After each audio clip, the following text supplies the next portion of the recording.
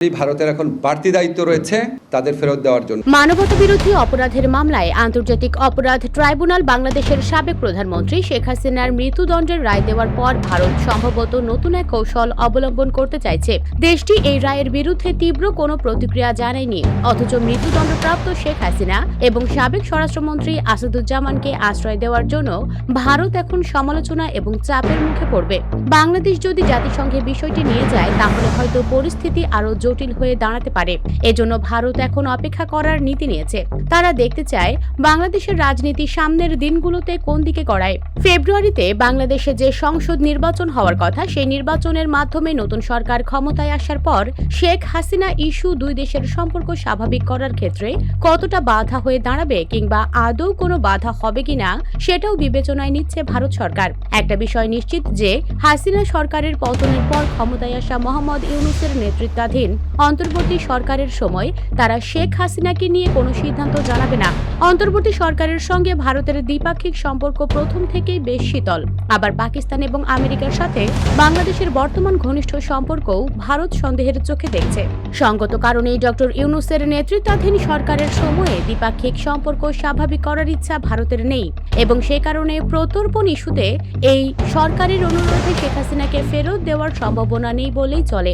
ভারত আরেকটি ব্যাপার বুঝতে পেরেছে যে ডক্টর ইউনূসের সরকার বাংলাদেশে আর আগের মতো জনপ্রিয় নেই, বরং অনেক ইস্যুতেই ডক্টর ইউনূস সমালোচনার মুখোমুখি হচ্ছেন। এরকম অবস্থায় অন্তর্বর্তী সরকারের দাবি দাওয়াকে ভারত তেমন গুরুত্ব দিচ্ছে না। ট্রাইব্যুনাল শেখ হাসিনার মৃত্যুদণ্ডের রায় ঘোষণার পরপরই বাংলাদেশের আইন উপদেষ্টা আসিফ নজরুল আনুষ্ঠানিকভাবে বলেন, সরকারের পক্ষ থেকে শেখ হাসিনাকে প্রত্যর্পণের জন্য ভারতের কাছে আবারও অনুরোধ করা হবে। এরপর বাংলাদেশের পররাষ্ট্র মন্ত্রণালয়ের সাবেক প্রধানমন্ত্রী শেখ হাসিনা ও সাবেক স্বরাষ্ট্রমন্ত্রী আসাদুজ্জামান কামালকে হস্তান্তরের জন্য ভারতের প্রতি আহ্বান জানিয়ে বিবৃতি দেয়।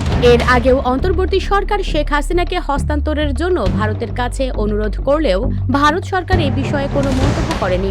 এবারও দেশটি শুধু জানিয়েছে এ ব্যাপারে তারা অবগত আছে। ভারতের এই নিষ্পৃহ আচরণই বলে দেয় তারা এখনও শেখ হাসিনা ইস্যুতে আগের অবস্থানে অনড়। গত 19 নভেম্বর দিল্লিতে ভারতের জাতীয় নিরাপত্তা উপদেষ্টা অজিত দোভালের সঙ্গে বাংলাদেশের নিরাপত্তা উপদেষ্টা খলিলুর রহমানের দ্বিপাক্ষিক বৈঠকেও এই বিষয়টির সুরাহা হয়নি।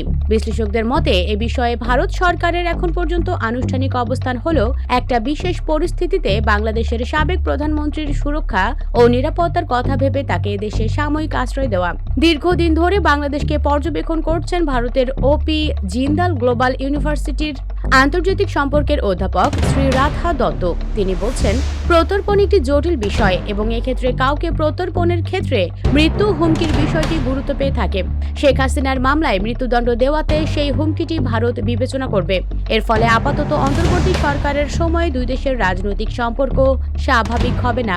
অন্যদিকে বাংলাদেশ ও ভারতের মধ্যে এখন যে প্রত্যর্পণ চুক্তি আছে তাতে আদালতের গ্রেফতারি পরোয়ানা জারির পরই হস্তান্তরের অনুরোধ করার সুযোগ থাকে, কিন্তু তারপরেও ওই চুক্তিতে এমন অনেক ধারা আছে যেগুলো বিবেচনায় নিয়ে এমন অনুরোধ প্রত্যাখ্যানের সুযোগও রয়েছে। বাংলাদেশের আদালতে শেখ হাসিনার মৃত্যুদণ্ডের রায়ের পর এটা এখন পরিষ্কার যে বাংলাদেশে তার মৃত্যু হুমকি রয়েছে এবং এটি ভারত সরকারের দৃষ্টিকোণ থেকে তাকে হস্তান্তর না করার জন্য যথেষ্ট। আর এই মামলা যেভাবে তড়িঘড়ি করে সম্পন্ন করা হয়েছে তাতে ভারত মনে করে বিচার প্রক্রিয়ায় আন্তর্জাতিক মানদণ্ড অনুসরণ করা হয়নি।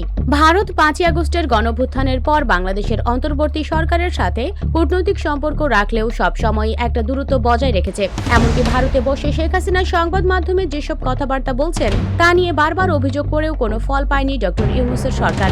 উল্টো 1 বছরেরও বেশি সময় ধরে বাংলাদেশি নাগরিকদের ভিসা সীমিত করে রেখেছে ভারত। ভারতের কাছে এখন 3টি বিষয় বেশি গুরুত্বপূর্ণ। প্রথমত, নির্বাচনের পর বাংলাদেশে কারা সরকার গঠন করবে। দ্বিতীয়ত, সেই সরকার ভারতের সাথে কোন ধরনের সম্পর্ক করতে আগ্রহী এবং তৃতীয়ত, শেখ হাসিনা ও আওয়ামী লীগের ভূমিকা এখানে কি হবে। বাংলাদেশে একটি নির্বাচিত সরকার আসার পর শেখ হাসিনা ইস্যুকে একপাশে রেখে দুই দেশের সম্পর্ক স্বাভাবিক করার চেষ্টা হতে পারে। আবার এটিকে সামনে রেখে বাংলাদেশ সরকার যদি তাদের দাবি দেওয়ার ক্ষেত্রে অনড় থাকে তখন ভারতকে ভিন্নভাবে ভাবতে হবে। এছাড়া আওয়ামী লীগ বাংলাদেশের রাজনীতিতে কতটা সক্রিয় থাকতে পারে সেটাও ভারতের ভবিষ্যৎ কৌশল নির্ধারণে ভূমিকা রাখবে। আওয়ামী লীগ যদি রাজনৈতিকভাবে ফিরে আসতে পারে তাহলে ভারতের কৌশল নির্ধারণ করাটা অনেক সহজ হবে, কিন্তু যদি আওয়ামী লীগ শুধু সহিংসতার মাধ্যমেই সমাধান খুঁজতে যায় তাহলে বাংলাদেশের নির্বাচিত সরকারও শেখ হাসিনাকে হস্তান্তরের দাবিটিতে জোর দিতে পারে। ভারত জানে নির্বাচনের মাধ্যমে বাংলাদেশে নতুন সরকার ক্ষমতায় আসার পরেও দুই দেশের মধ্যে গুরুত্বপূর্ণ ইস্যু থাকবে শেখ হাসিনাই। তাই আপাতত এই ইস্যুতে নীরব থাকার কৌশলটাই শ্রেয়তর মনে করছে ভারত। ভিডিওটি ভালো লাগলে লাইক ও শেয়ার করুন এবং আমাদের চ্যানেলটি সাবস্ক্রাইব করে রাখুন। ধন্যবাদ।